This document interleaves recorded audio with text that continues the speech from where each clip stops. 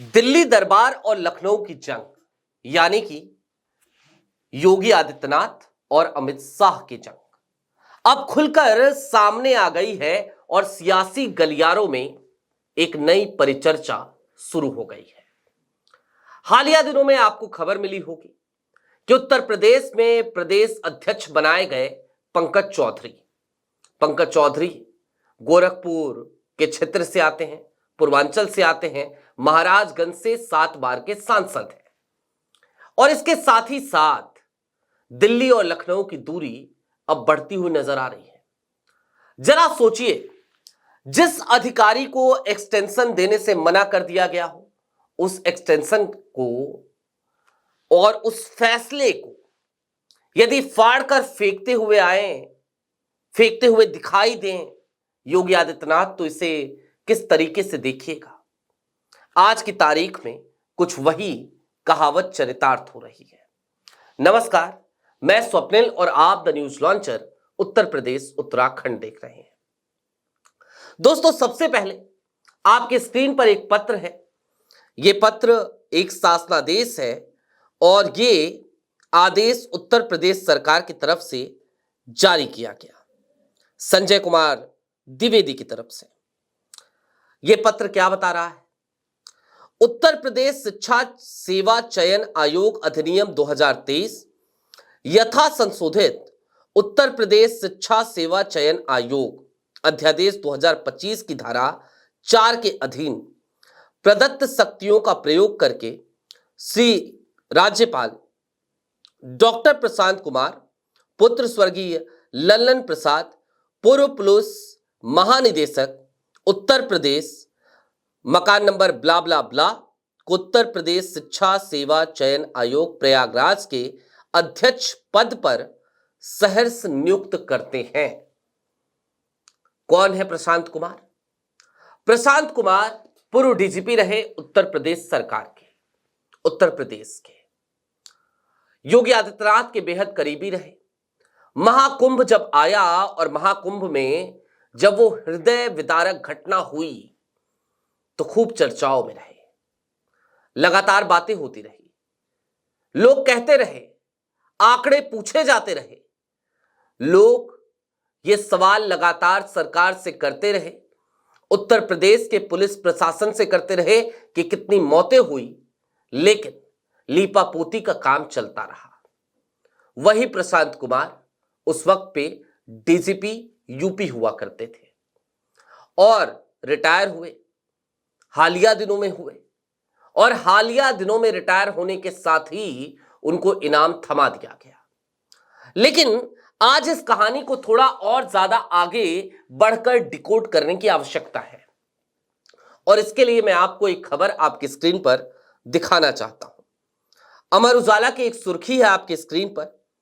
शिक्षा सेवा चयन आयोग के अध्यक्ष के लिए दोबारा मांगा गया आवेदन, पात्रता शर्तों में किया गया संशोधन। और क्या संशोधन किए गए, जरा इसको भी विस्तार से जान लीजिए। उत्तर प्रदेश शिक्षा सेवा चयन आयोग के अध्यक्ष पद पर नियुक्ति के लिए विज्ञापन बुधवार को जारी कर दिया गया। पात्रता संबंधी संशोधन के बाद शासन की ओर से इस पद के लिए दोबारा विज्ञापन जारी कर आवेदन मांगे गए हैं। आवेदन करने की आखिरी तारीख 10 दिसंबर है। लेकिन इसका मतलब क्या है, समझते हैं आप? इससे पहले आवेदन मांगे गए थे, इससे पहले एक और विज्ञापन जारी हुआ था और उस विज्ञापन में क्या था और नया संशोधन क्या हुआ, जिसकी वजह से प्रशांत कुमार इस योग्य बन गए कि वो इसके लिए अप्लाई कर सकें। अब जरा उसे डिकोड कीजिए पहले, फिर ये पंकज चौधरी, योगी बनाम शाह, इस राजनीति को भी डिकोड करने की कोशिश करेंगे। कीर्ति पांडे ने 22 सितंबर को अध्यक्ष पद से इस्तीफा दे दिया था। 26 सितंबर को अध्यक्ष पद के लिए विज्ञापन जारी किया गया था। 21 अक्टूबर आवेदन करने की अंतिम तिथि थी। आखिरी तारीख तक कुल 67 लोगों ने आवेदन किया था, लेकिन शासन की ओर से पात्रता शर्तों में परिवर्तन कर दिया गया। इसके बाद से नए विज्ञापन का इंतजार किया जा रहा था। पूर्व में जारी विज्ञप्ति के अनुसार प्रमुख सचिव स्तर के प्रशासनिक अधिकारी ही केवल आवेदन कर सकते थे, लेकिन अब पहले प्रशासनिक अधिकारी यानी कि जो आईएएस होते हैं वो कर सकते थे। अब क्या हुआ, आईएएस या पीसीएस प्रमुख सचिव स्तर के जो वहां तक प्रमोट होके गए हो, अब क्या हुआ, लेकिन अब प्रमुख सचिव स्तर का कोई भी अधिकारी अध्यक्ष पद के लिए आवेदन कर सकता है। इनके अलावा वर्तमान या पूर्व कुलपति भी आवेदन कर सकते हैं। न्यूनतम 3 वर्ष तक प्रशासनिक कार्यों के अनुभव के साथ 10 या अधिक वर्ष से प्रोफेसर भी आवेदन कर सकते हैं। अध्यक्ष पद पर नियुक्ति 3 वर्ष या 65 वर्ष की आयु पूरी होने तक के लिए की जाएगी। और जिस वक्त पे ये नया विज्ञापन जारी हुआ उसी वक्त सियासी गलियारों में एक नाम की चर्चा होने लगी और वो नाम कोई और नहीं था, वो नाम प्रशांत कुमार ही थे। कैसे थे, आपकी स्क्रीन पर उसी खबर का एक छोटा सा हिस्सा है। अध्यक्ष पद के लिए 10 दिसंबर तक आवेदन मांगे गए हैं। ऐसे में आवश्यक प्रक्रिया पूरी होने के बाद दिसंबर में नए अध्यक्ष की नियुक्ति की उम्मीद की जा रही है। इसके बाद आयोग की ओर से भर्ती प्रक्रिया भी शुरू होने की उम्मीद है। पात्रता शर्तों में संशोधन के बाद से अध्यक्ष पद के लिए एक रिटायर्ड आईपीएस अधिकारी का नाम चर्चा में है। और कौन थे वो रिटायर्ड आईपीएस? तो उनका नाम था डीजीपी प्रशांत किशोर। लेकिन प्रशांत किशोर को नियुक्ति पत्र थमाया जा चुका है। प्रशांत किशोर योगी आदित्यनाथ से मुलाकात कर चुके हैं, उनको धन्यवाद कर चुके हैं। इन सब से इतर हटकर अब जरा इस गुत्थी को सुलझाने की कोशिश करते हैं कि हम क्यों कह रहे हैं ये योगी बनाम शाह की लड़ाई है। सूत्रों के हवाले से जो खबरें छन छन के आ रही हैं वो ये बता रही हैं कि इस नियुक्ति के लिए किसी से भी कोई सलाह मशविरा नहीं किया गया। यह नियुक्ति योगी आदित्यनाथ के दफ्तर से डायरेक्टली की गई। आलम यह कि पूर्व डीजीपी प्रशांत कुमार, जिनको एक्सटेंशन देने तक से इनकार कर दिया था केंद्र सरकार ने, उन्हीं प्रशांत कुमार को अब योगी आदित्यनाथ नई जिम्मेदारी देते हुए, उनकी ताजपोशी करते हुए, उनको ताज पहनाते हुए नजर आ रहे हैं।